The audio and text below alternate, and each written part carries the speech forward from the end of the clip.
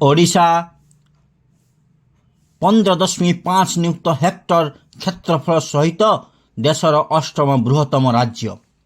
ମାତ୍ର ମୁଣ୍ଡ ପିଛା ଘରୋଇ ଉତ୍ପାଦରେ ଭାରତର ରାଜ୍ୟ ଓ କେନ୍ଦ୍ରଶାସିତ ପ୍ରଦେଶଗୁଡ଼ିକ ତାଲିକାରେ ଏହା 22ତମ ସ୍ଥାନରେ ଅଛି, ଯାହା ଆମର ଦୁର୍ବଳ ଆର୍ଥିକ ସ୍ଥିତିକୁ ସୂଚାଉଛି।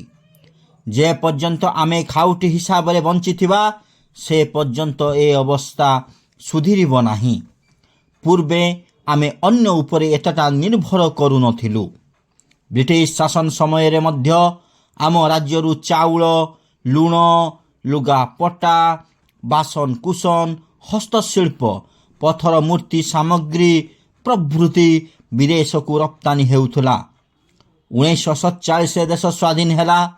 ସ୍ୱାଧୀନତା ପରଠୁ ଅନ୍ୟ ରାଜ୍ୟ ପ୍ରଗତି କରିବା ଆରମ୍ଭ କଲେ। 1905ରେ ଉତ୍କଳ ଟ୍ୟାନେରୀ ଦେଶର ଅଗ୍ରଣୀ କ୍ଷୁଦ୍ର ଓ ମଧ୍ୟମ ଧରଣର ଶିଳ୍ପ ହିସାବରେ ଉଭା ହେଲା।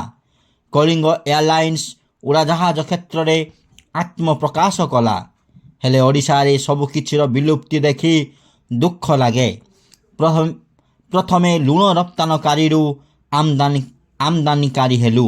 ତାପରେ Konark TV, Odisha textile mill, Dhanmandal ଝଟକଳ, ଜଟଣୀ ତେଲ ମିଲ୍, କେନ୍ଦୁଝର ବିଲାତି ଓଡ଼ିଶା, ଗୋଟିଏକୁ ଛାଡ଼ି ସବୁ ଚିନିକଳ ଧୀରେ ଧୀରେ ଇତିହାସ ବକ୍ଷରେ ଲୀନ ହେଲେ।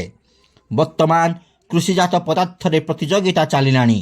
ପ୍ରଥମେ ଆଳୁ, ଗହମ ଆଦି ଥିଲା, କିନ୍ତୁ ଏବେ ପିଆଜ, ରସୁଣ, ଅଦା, ଗାଜର, ମଟର ଛୁଇଁ, ଫୁଲ, ଘିଅ, ପନିର, ଅଣ୍ଡା, ମାଛ, ଛେଳି ଇତ୍ୟାଦି ବାହାରୁ ନ ଆସିଲେ ଆମେ ବଞ୍ଚିବା ହେଉନି।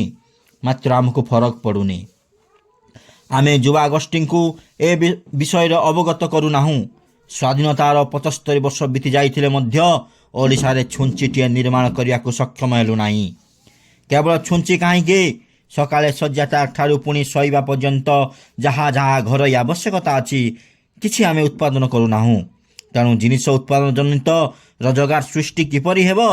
ସକାଳେ ଉଠି ପାଣି ପିଇବା ପାଇଁ ଗ୍ଲାସ, ଦାନ୍ତ ଘଷିବା ପାଇଁ ପେଷ୍ଟ ଓ ବ୍ରଶ, ସାବୁନ, ତାୱା, କଡ଼ା, ପ୍ଲେଟ୍, ଚାମଚ, ଗାଧୋଇବା ପାଇଁ ପ୍ଲାଷ୍ଟିକ ବାଲ୍ଟି ଓ ମଗ, ଦେହ ଲଗା ତେଲ ଇତ୍ୟାଦି ଲିଷ୍ଟ କଲେ ସରିବ ନାହିଁ।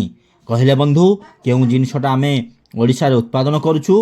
ଯେଉଁ ରାଜ୍ୟରେ ଏସବୁର ଉତ୍ପାଦନ ହେଉଛି ସେସବୁ ରାଜ୍ୟରେ ସରକାର କ'ଣ ଏସବୁ କରୁଛନ୍ତି? କଦାପି ନୁହେଁ।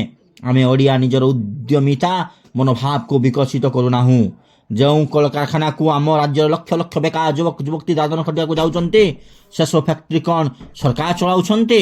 ଲୋକେ ଯଦି ଏତେ ପରିଶ୍ରମୀ ଓ ଉଦ୍ୟମ ହୋଇପାରୁଛନ୍ତି, ତେବେ ଆମେ କାହିଁକି ହୋଇପାରିବା ନାହିଁ?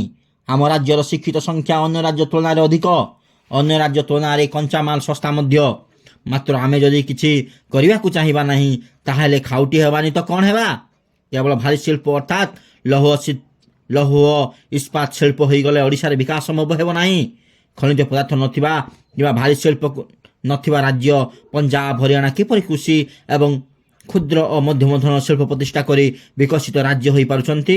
ତେଣୁ ଆମକୁ ପୋଷାକପତ୍ର, ଜୋତା, ଛତା, ଖାଦ୍ୟ ସାମଗ୍ରୀ, ପ୍ରସାଧନ ସାମଗ୍ରୀ, ମୋବାଇଲ ଫୋନ, କମ୍ପ୍ୟୁଟର ଓ ତାର ସାମଗ୍ରୀ ଇତ୍ୟାଦି କାରଖାନା ବସାଇବା ପାଇଁ ଅଗ୍ରାଧିକାର ଦେବାକୁ ପଡ଼ିବ। ଏସବୁ କାରଖାନା ବସାଇ ଗୁଜରାଟ ଆଜି ଧନୀ ରାଜ୍ୟ ହୋଇପାରିଛି। ଏଥିରେ କମ୍ ପୁଞ୍ଜି ଲାଗିଥାଏ ଏବଂ ଅଧିକ ନିଯୁକ୍ତି ସୃଷ୍ଟି ହୋଇଥାଏ। ପଡ଼ୋଶୀକୁ ଇର୍ଷା କରିବା, ଚାକିରି ପଛରେ ଗୋଡ଼ାଇବା, କମ୍ ପରିଶ୍ରମରେ ଅଧିକ ଲାଭ ପାଇବା ପ୍ରଭୃତି ଆମମାନଙ୍କ ମଧ୍ୟରେ ଦିନ ପ୍ରତିଦିନ ବଢ଼ିବାରେ ଲାଗିଛି। ବନ୍ଧୁ, ଆମ ପାଖରେ ଯେଉଁ ବଜାର ଉପଲବ୍ଧ ଅଛି, ମାରୱାଡ଼ି, ଗୁଜରାଟୀ ଓ ପଞ୍ଜାବୀଙ୍କ ପାଖରେ ମଧ୍ୟ ତାହା ଉପଲବ୍ଧ। ସେମାନେ ବିଶ୍ୱର କୋଣ ଅନୁକୋଣକୁ ମାଡ଼ି ଯାଉଛନ୍ତି, ଆଉ ଆମେ ଆମ ସହରରେ ବ୍ୟବସାୟ କରିବାକୁ ଡରୁଛୁ। ଯଦି ବିହାରରୁ ଆସି ଜଣେ ଓଡ଼ିଶାରେ ଚା' ବିକ୍ରି କରିପାରୁଛି, ଯଦି ଉତ୍ତରପ୍ରଦେଶରୁ ଆସି ଚିନାବାଦାମ ବିକ୍ରି କରିପାରୁଛି, ତାହେଲେ ଆମେ ସେସବୁ କାର୍ଯ୍ୟ ନିଜ ରାଜ୍ୟ କିମ୍ବା ଅନ୍ୟ ରାଜ୍ୟରେ କାହିଁକି କରିପାରିବା ନାହିଁ? ବାହାରେ ନ କଲେ ମଧ୍ୟ ନିଜ ରାଜ୍ୟରେ ତ କରିପାରିବା। ଯେଉଁ ଜାତି ବେପାର ବାଣିଜ୍ୟରେ ଆଗରେ, ସେ ଜାତି ସେତେ ଉନ୍ନତି କରେ। ପ୍ରାଚୀନ ଓ ମଧ୍ୟଯୁଗରେ ଆମେ କେବଳ ଭାରତବର୍ଷ ନୁହେଁ, ସମଗ୍ର ବିଶ୍ୱରେ କଳା, ସଂସ୍କୃତି, ବିଜ୍ଞାନ ସବୁଥିରେ ଇତିହାସ ସୃଷ୍ଟି କରିପାରିଥିଲୁ। ମାତ୍ର ଯେତେବେଳେ ବେପାର ବାଣିଜ୍ୟ ଛାଡ଼ି ଚାକିରି ଧନ୍ଦା, ମୂଲିଆ କାମ, ଅଳସୁଆମୀରେ ମନୋନିବେଶ କଲୁ, ସେତେବେଳେ ଆମଠୁ ସବୁ ଐଶ୍ୱର୍ଯ୍ୟ ଚାଲିଗଲା। ଆମେ ଦରିଦ୍ର ହୋଇ ଦାଦନ ଶ୍ରମିକ ଯୋଗାଣକାରୀ ରାଜ୍ୟ ହିସାବରେ ନିଜର ସ୍ୱତନ୍ତ୍ର ପରିଚୟ ସୃଷ୍ଟି କଲୁ। ଏ ବିଷୟର ଗୁରୁତ୍ୱକୁ ଉପଲବ୍ଧି କରିବାର ସମୟ ଆସିଛି ଓଡ଼ିଆଙ୍କ ପାଇଁ। ଆସନ୍ତୁ ବିଦ୍ୟାଳୟ ମହାବିଦ୍ୟାଳୟ ଓ ବିଶ୍ୱବିଦ୍ୟାଳୟ ସମଗ୍ର ଶିକ୍ଷୟିତ୍ରୀ ଶିକ୍ଷକ ଏ ବିଷୟରେ ଗୁରୁତ୍ୱକୁ ଉପଲବ୍ଧି କରି ଶିକ୍ଷାଦାନ ସମୟ ଛାତ୍ରଛାତ୍ରୀଙ୍କୁ ଉଦ୍ୟମୀ ହୋଇ ବେପାର ବାଣିଜ୍ୟରେ ମନୋନିବେଶ କରିବା ପାଇଁ ପ୍ରବର୍ତ୍ତାଇବା। ଆମେ ଯଦି କୌଣସି ଜିନିଷ ନିର୍ମାଣ କରିବା ନାହିଁ କିମ୍ବା ରପ୍ତାନି କରିବା ନାହିଁ ତାହେଲେ ଆମ ରାଜ୍ୟ ଏ ଖାଉଟି ଓ ଦାଦନ ଶ୍ରମିକ ଯୋଗାଣକାରୀ ରାଜ୍ୟ ହିସାବରେ ବିଶ୍ୱରେ ପରିଚୟ ସୃଷ୍ଟି କରିବ, ଏଥିରେ ସନ୍ଦେହ ନାହିଁ।